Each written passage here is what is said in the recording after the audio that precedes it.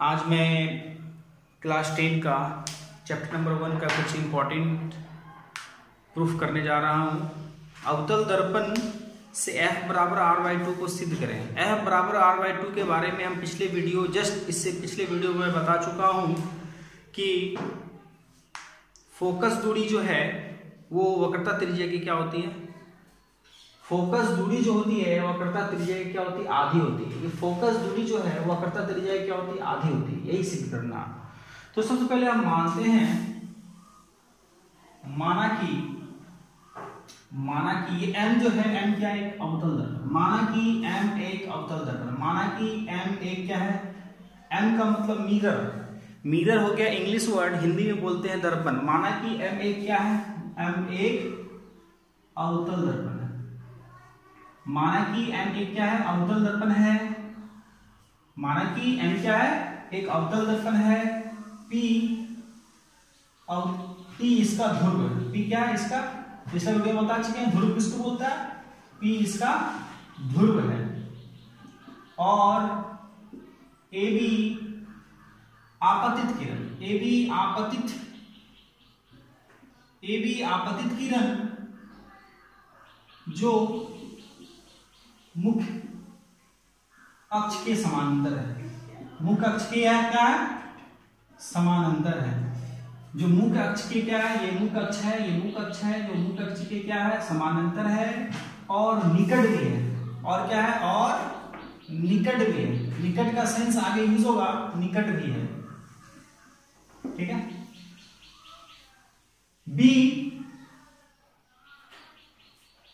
BC अभिलंब है।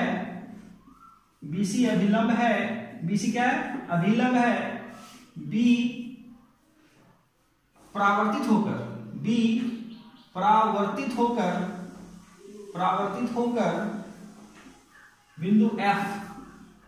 बिंदु F से फोकस, बिंदु F से काटती है। बिंदु F से क्या करती है, काटती है। आइए हम सिद्ध करते हैं, देखते हैं। सबसे पहले हम ये देखेंगे, परावर्तन के दो नियम हम बता चुके थे। परावर्तन के दो नियम में एक जो नियम है, दूसरा वाला नियम आपतन कोण परावर्तन कोण के क्या होते हैं, बराबर होते हैं। ये जो है ये आपतित किरण हो गया, ये आपतित किरण है और ये दर्पण पे टकराने के बाद ये परावर्तित हो गया। दर्पण से टकराने के बाद क्या हो गया, ये परावर्तित हो गया। आपतित किरण और ये परावर्तित किरण के बीच में जो ये लाइन है इसको बोलते हैं अभिलंब। ये क्या है, अभिलंब। और पता है आपतन कोण और परावर्तन कोण के क्या होते हैं, बराबर होते हैं। तो हम डिफिनेशन बताए थे, आपतित किरण और अभिलंब के बीच वाले कोण को बोलते हैं आपतन कोण, यानी इसको आई से नोट करते हैं। और परावर्तित किरण और अभिलंब के बीच के कोण को बोलते हैं हम परावर्तन कोण, तो इसको बोलते हैं हम आर से सूचित करते हैं। ठीक है। अब हम आते हैं, लेते हैं एंगल। सबसे पहले आते हैं एंगल ABC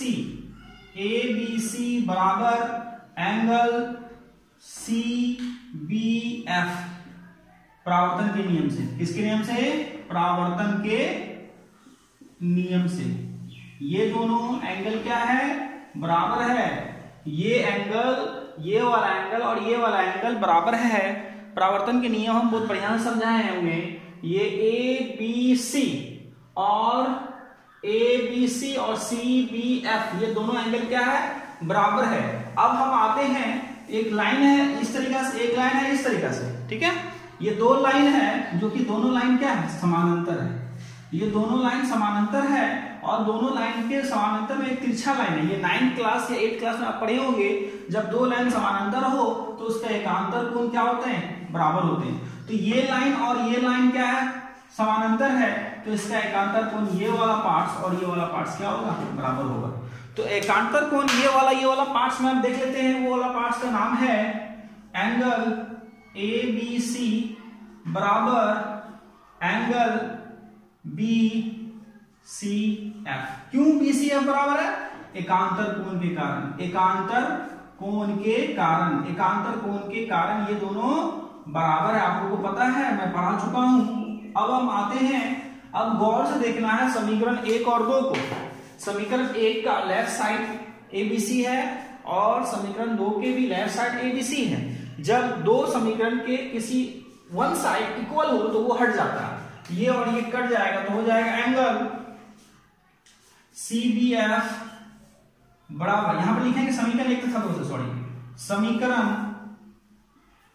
समीकरण 1 तथा 2 से।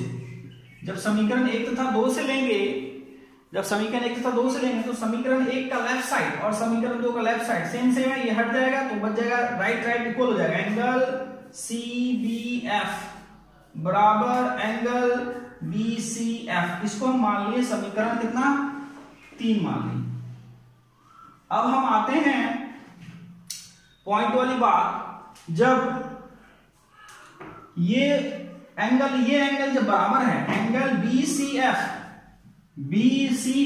ये वाला एंगल बराबर है BCF के एंगल CBF के, ये दोनों एंगल आपस में बराबर हैं तो इसके जस्ट सामने वाला भुजा भी क्या होगा, बराबर होगा। तो हम लिखेंगे एंगल CBF के सामने वाला भुजा हो जाएगा CF बराबर एंगल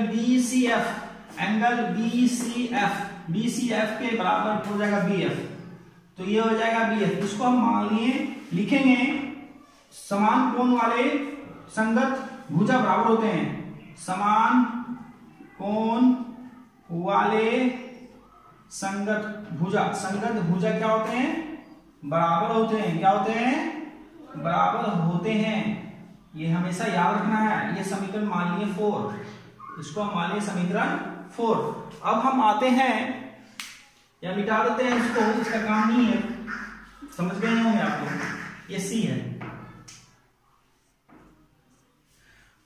अब हम आते हैं, अभी हम जस्ट माने थे कि ये वाला लाइन और ये वाला लाइन क्या आपस में समानांतर तो है लेकिन निकट है, तो निकट लिखेंगे हम AB और CP या PC, निकट होने के कारण जब निकट हो गया तो हम लिख सकते हैं BF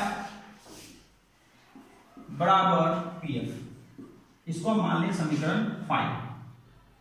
अब हम ये यहां से लेके यहां तक BF और यहां से लेके यहां तक PF, ये दोनों आपस में क्या हो गया, बराबर हो गया। अब हम गौर करते हैं समीकरण 4 तथा 5 से, यहां पर लिखेंगे समीकरण 4 तथा 5 से। 4 और 5 को गौर से देखना है, समीकरण 4 और 5 को कोई एक साइड एकदम इक्वल है, जैसे यहाँ BF है तो यहाँ भी BF है, तो यानी BF और BF कट गया तो क्या बच जाएगा, PF या CF, PF बराबर CF, ये बच जाएगा। यानी कि फिर से समझना है, समीकरण 4 तथा 5 से जैसे करेंगे, समीकरण 4 का है BF और समीकरण 5 का BF, ये कट जाएगा तो क्या बच जाएगा, CF बराबर PF। जब CF बराबर PF, इसको मान लिए समीकरण 6। अब हम आते हैं, जब नोट कर लेना है, VVI क्वेश्चन है।